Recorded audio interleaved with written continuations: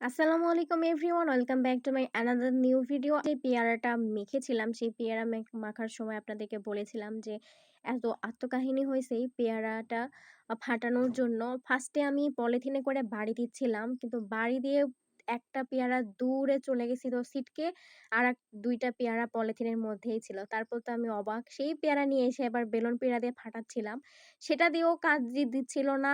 এতই মানে বিরক্ত লাগছিল, দেখেন আধা ফাটা হচ্ছিল। বেলুন পিঁড়াও মনে হয় ফেটে যাবে, তাও পেয়ারা ফাটার কোনো নাম নেই। অবশেষে শিলনোড়া নিয়ে এসে সেই শিলনোড়া দিয়ে থেঁতো করা সুবিধা হইছে, কিন্তু তারপরে এবার আবার পলিথিন ফেটে যাচ্ছে। পলিথিন ফেটে যাচ্ছে একবার, নয়তো পেয়ারাই ফাটে না, আবার নয়তো পেয়ারার দৌড় দিচ্ছে। এমন দৌড় দিচ্ছে যে এই মাথা থেকে ওই মাথা চলে যাচ্ছে, আবার নিয়ে আসছি। ফাইনালি তাও কষ্ট বিষ্ট করে পেয়ারাটা নোড়া দিয়েই থেঁতাও করা হলো।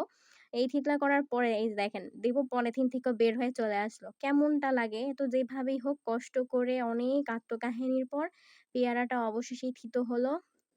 থিতো না, থেতলো হলো। কি যে বলছি, আঞ্চলিক ভাষা, সাধু ভাষা মিলেমিশে একাকার হয়ে যাচ্ছে। যাই হোক, তাও আমার পেয়ারাটা যে থিতো হইছে, থেতলা করা গেছে, এটাই অনেক। এখন এই থেতলা করাটা এখানে নিয়ে নিবো আর শিলনোড়াটা সরে রাখলাম। শিলনোড়ার কোনো ব্যতিক্রমী হয় না।